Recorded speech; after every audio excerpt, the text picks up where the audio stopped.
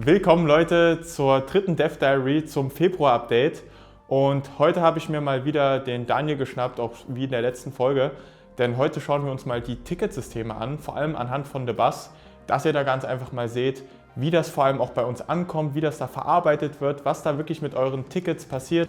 Und dazu natürlich dann auch wichtige Informationen, wie ihr am besten die Tickets erstellt, sodass wir das dann auch am effektivsten dann ja bearbeiten können. Am Ende des Videos gibt es dann noch eine sehr, sehr wichtige Information, die wirklich die meisten von euch ja auch interessieren werden. Von daher bleibt auf jeden Fall bis zum Ende dran. Ich rede gar nicht lang drum rum und wir starten direkt mit dem Video. Grüß dich Daniel zu einem weiteren Dev Diary. Ja, hallo Toni. Heute werden wir ja mal über die Ticketsysteme sprechen, beziehungsweise über das Ticketsystem anhand vor allem von The Buzz, weil da habe ich es auch immer wieder auf den sozialen Netzwerken gesehen, dass da viele gar nicht wissen, wenn sie ein Problem haben oder bei welchen Problemen sie sich wie bei uns melden sollen, wie sie da am besten vorgehen, dass sie da auch wirklich schnellstmöglich die besten Antworten bekommen und da auch einfach die Unterstützung von uns bekommen. Von daher schauen wir uns das Ganze einfach mal heute mit dir zusammen an. Gerne. Und Also, dann würde ich sagen, zeig uns mal, legen wir los. Ne? Ja, wie der Spieler da am besten vorgeht. Ich habe hier wie durch Zufall auch The Buzz offen. Ja. Und in The Buzz bzw. in den Beta-Versionen von Fernbus und Tourismus haben wir halt die Funktion, dass wir halt irgendwelche Fehler über die F1-Taste direkt zum Entwicklerteam senden können. Okay. Das sieht dann wie folgt aus, wenn ich jetzt sage so, hier schwebt das ein bisschen, ja, schwebt sogar, was für ein Zufall. Können wir hier F1 drücken, haben wir direkt einen Screenshot gemacht und die Position, wo sich jetzt dieser Fehler befindet im Spiel, wird auch uns direkt gesendet. Ja. Das macht die ganze Geschichte halt einfacher, da wir halt direkt zu diesem Punkt springen können. Wichtig ist halt, dass man hier jetzt nochmal angeben kann, was es genau ist, in dem Fall halt ein Grafikbug. Gameplay könnte man auch nehmen. Wenn es jetzt irgendwas mit Performance oder mit den Menüs oder irgendwelchen User-Interfaces zu tun hat, dann kann man diese Kategorie natürlich hier auswählen. In dem Fall machen wir jetzt einfach mal Grafik. Ja. Und dann können wir hier einen Text hinschreiben. Natürlich kann man es auf Englisch machen oder Deutsch. Ja, steht ja da. Steht ja auch schon da, wie praktisch. Sagen wir einfach, was ist denn das hier? So eine Fusebox, ne? Oder?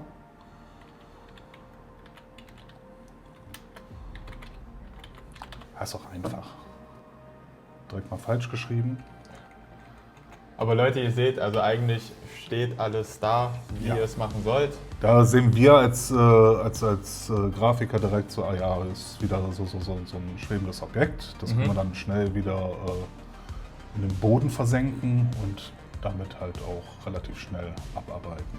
Ja. Das reicht jetzt hier schon an Text. Man sollte nicht zu wenig schreiben, das steht ja auch da, dass man, glaube ich, 5 bis 10 Buchstaben oder so oder 2 Wörter. Ich weiß jetzt auch nicht, ich habe es nicht im Kopf.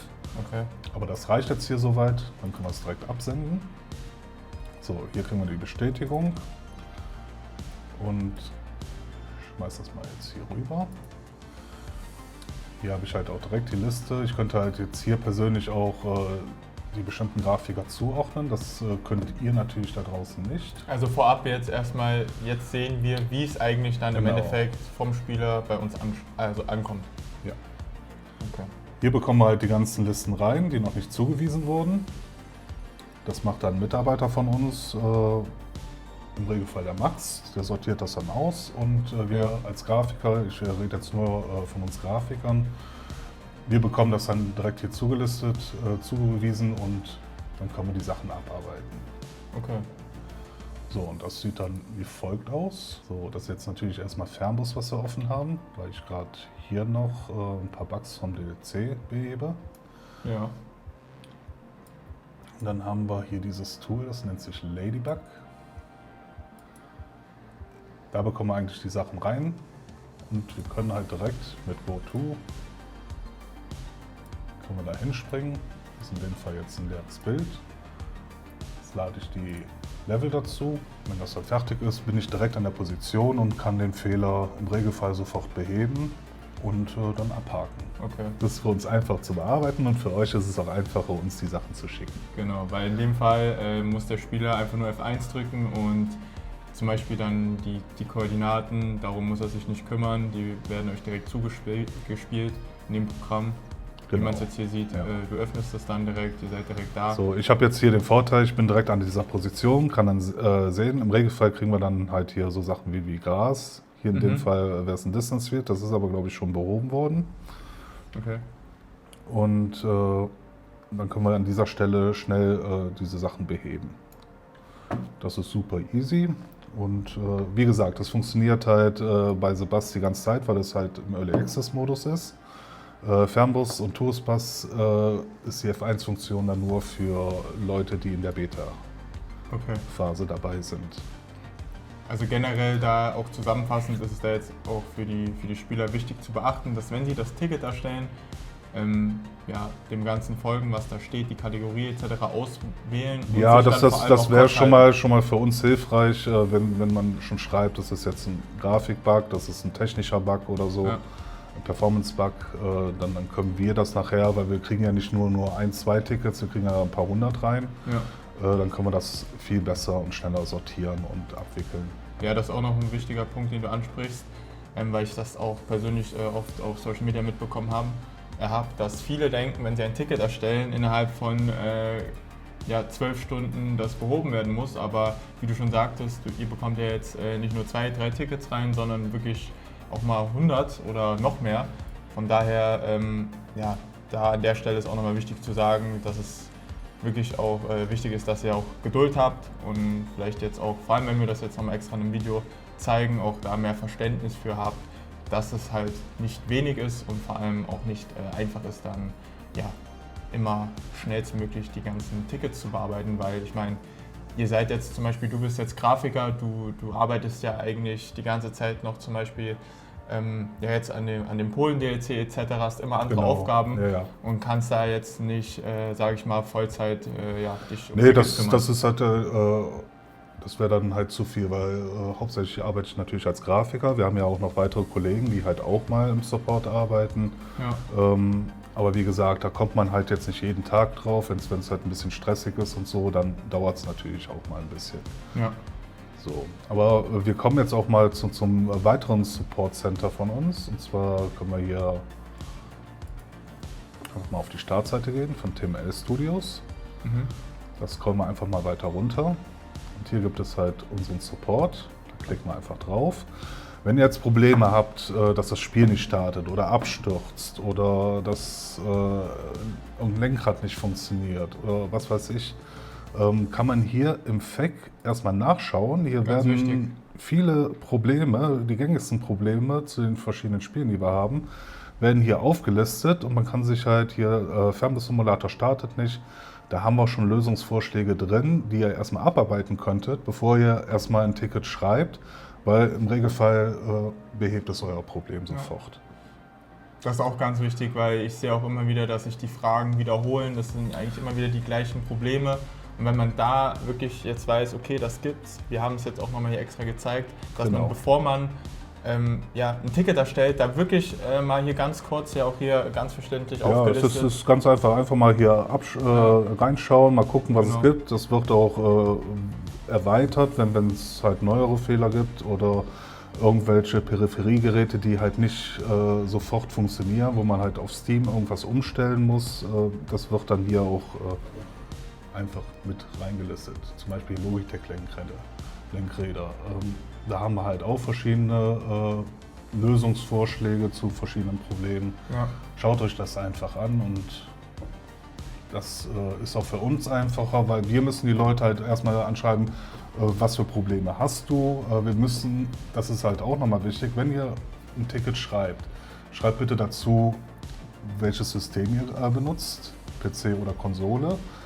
Und wenn es geht, auch schon die DX-Datei mitsenden, wo wir halt auslesen können, was für Treiber ihr gerade installiert habt und was für eine Hardware ihr besitzt. Ja. Das ist dann für uns auch einfacher, direkt herauszufinden, wo das Problem ist. Dann gibt es halt noch einen Crash-Dump, den ihr uns schicken könnt, aber das würden wir dann notfalls euch dann nochmal schreiben, wenn ihr Probleme habt. Die Informationen, die du eben genannt hast, da gibt es ja auch wie eine Zusammenfassung, wo der Spieler sehen kann, wie er euch auch diese Informationen zuspielt. Genau, das schreiben wir, also das ist hier jetzt nicht gelistet, könnte man nochmal erweitern, aber im Regelfall schreiben wir dem Kunden dann auch erstmal, was er uns zuschicken soll. Ja. Eine Cache-Datei, sofern vorhanden, wird ja auch nicht immer erzeugt.